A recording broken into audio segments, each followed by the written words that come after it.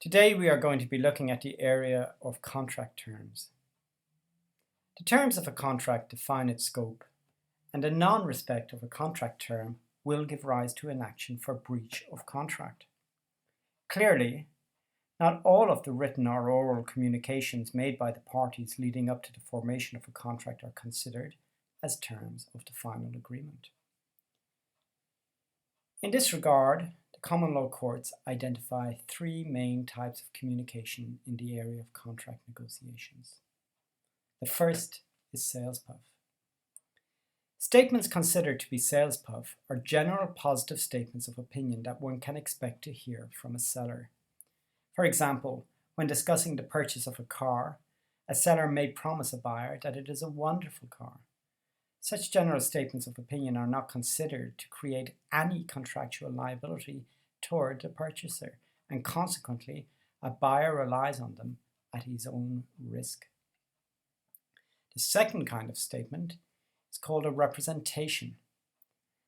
A representation is a pre-contractual statement of fact that, although inducing the other party to enter the agreement, is not sufficiently close or relevant to the conclusion of the bargain to actually make up a term of the contract, i.e., it is not an essential element in the deal.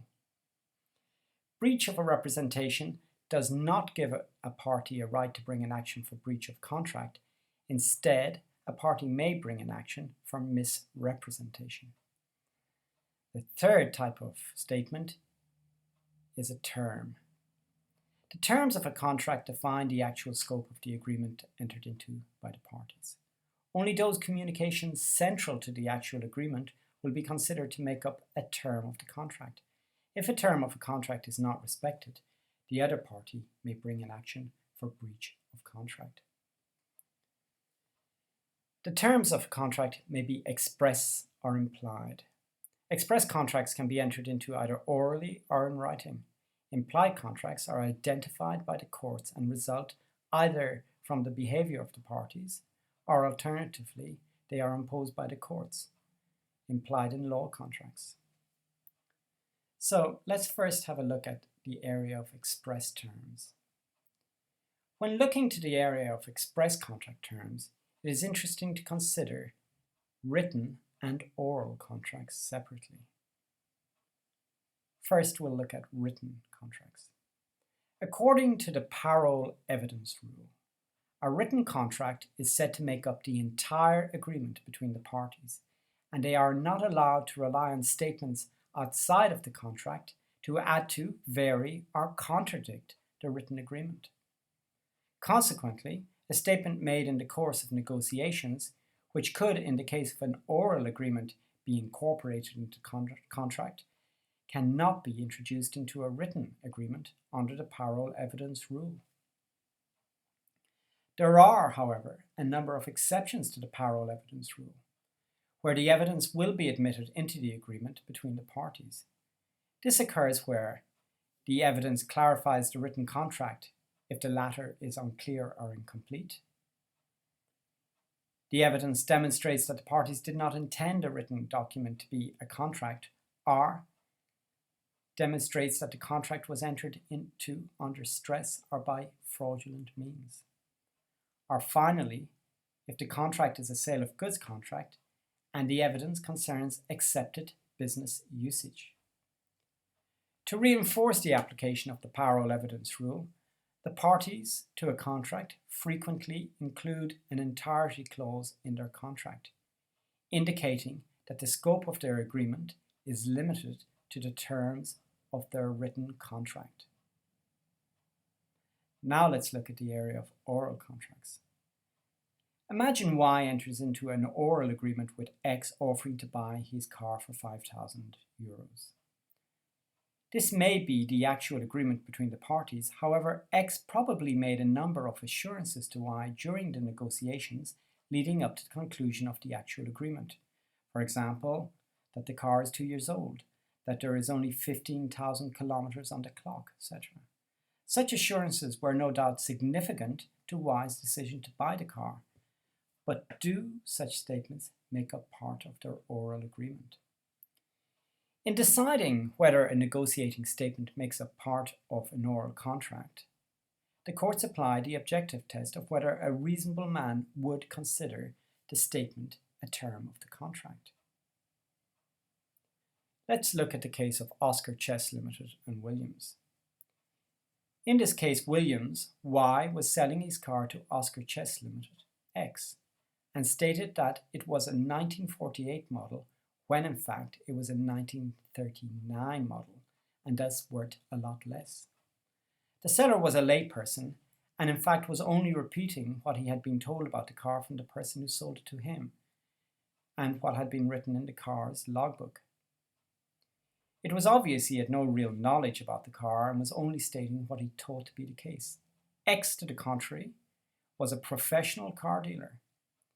When X discovered that the car was a lot older than Y had said, he sued for breach of contract, claiming the statement concerning the age of the car was a term of their oral contract. In the opinion of the court, Y's statement as to the age of the car was not a term of the contract, and thus X had no cause of action and could not receive damages. The court came to this decision because Y obviously had no real knowledge about the car and was only stating what was written in the car's logbook and repeating what he was told. Anything he said was just an opinion and not meant to have the status of fact. Consequently, it could not be a term of the contract. On the contrary, X was a professional car dealer. He knew that Y was not an expert and thus should not have put much importance on what he was saying. Moreover, as a professional, he had the ability to check whether what Y was saying was in fact true or not. In particular, when distinguishing between a contract term and a representation, the courts consider it important to consider whether the buyer who makes the assertion is in a superior position as regards his knowledge and experience. Take, for example, the statement that an engine has been perfectly maintained. This statement, if made by a professional mechanic, is obviously more significant than the same statement made by an old woman who clearly does not know anything about cars. Now let's look at the area of implied terms. Now it is proposed to consider whether it is possible to incorporate a clause into a contract, although it was never expressed by either of the parties in words or writing. The courts are willing to imply a term into a contract where the inclusion of the term is so obvious that it goes without saying, that it was understood by both parties to be part of the agreement. However, the courts will not only imply a term into a contract where it is reasonable to do so, it should also be necessary in the interests of proper business practice.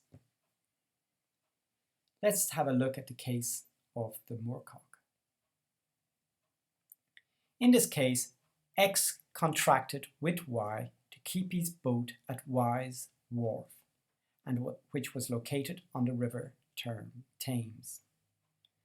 Both parties knew that every day when the tide was out, the water level of the Thames dropped, and the boats at wharf settled on the river bottom. This has been a phenomenon occurring with boats moored on the Thames for centuries. X's boat settled on the riverbed, and because of a hard ridge on the river bottom, his boat was damaged. In consequence, X sued Y for damages. Y claimed that there was no clause in their contract with X stating that the riverbed was in sufficiently good condition so as to prevent boats being damaged when the water level dropped and boats lay on the river bottom. X claimed that such a clause was clearly understood by the parties and that without it no one would leave their boat at a wharf on the Thames, as they would never safely know whether the wharf was safe. In the opinion of the court, there was an implied term in the contract that the wharf owner had taken reasonable care to ensure that the wharf was in good condition, and when it was not, the boat owner was entitled to damages. In making its finding, the court emphasized that important to its decision to imply a term into the contract was the fact that it was impossible for the boat owner to know anything about the condition of the riverbed, whilst the wharf owner might with reasonable care know everything there was to be known. The courts are willing to apply terms into contracts where the terms in question, for example, make up part of customary practice and where it would be unfair if it did not become part of the contract. The case of Hutton and Warren illustrates this point nicely. Hutton, X, was given eviction notice by his landlord Warren, Y, and prepared to leave the farm. However, X claimed that Y owed him money to take into account the improvements that X had made to the land, and illustrated that such payment was customary practice in the farming community. Y, however, refused the payment to X, claiming that there was no clause in their contract providing for such payment. In the opinion of the court, even though there was no clause in the contract providing for payment to the tenant for improvements made to the land, such payment was customary and should be paid when there was no express clause to the contrary providing for the non-payment of such compensation. Now let's have a look at the terms of a contract and the notions of conditions and warranties. Not all the terms in a contract have the same importance. Although all contract terms must be respected on pain of penalty, the breach by one of the parties of some terms will entitle the other party to regard the contract to be at an end, whilst the breach of other terms will only entitle that party to damages. In this regard, contract terms are divided into two categories: conditions and warranties. If a party fails to respect a condition, the other party, Y, is entitled to end the contract and also to receive damages. It is called a conditional term, as Y's duty to perform under the contract is conditional on X performing his contractual duty as set out in the term. For example, if X is selling his car to Y and pursuant to their agreement, he fails to deliver a car to Y, then Y is under no contractual duty to pay X. Breach of a warranty, on the other hand, only entitles the injured party Y to damages, and he must still perform his contractual duty to X. For example, X agrees to sell his car to Y. As part of the sales agreement, X promises to have the car washed prior to delivery. Such a term is a warranty, and failure by X to have the car washed will entitle Y to damages, but he will still have to take delivery of the car and pay X. The courts have developed a third type of term called intermediate or innominate terms. Innominate terms are terms that, depending on the nature of the breach, may be considered to be either a warranty or a condition. If we take the above example, and the contract between X and Y requires X to deliver the car to Y in a roadworthy condition. However, imagine that when X delivers the car, one of the safety belts in the car does not function correctly. Strictly speaking, the car is no longer in a roadworthy condition, and thus a term of the contract has not been respected. However, it would be excessive to allow Y to terminate the contract on the basis that a condition of the contract has been breached, as in fact the breach by X was unimportant, and thus the term would probably be classed as a warranty, giving Y a right to damages. On the contrary, if X delivered the car with no wheels at all, in this case, the non-respect of the roadworthy clause is significant, and X would probably be considered to be in breach of a condition of a contract. Thus, with innominate terms, it is not the nature of the obligation, but the nature of the non-respect of the obligation that defines whether the term is a warranty or a condition. Thus, the same clause is capable of being considered as having the effect of a condition or a warranty, depending not so much upon the nature of the clause itself, but rather by reference to the extent of its non-respect. We hope you enjoyed this introduction to the area of contract terms.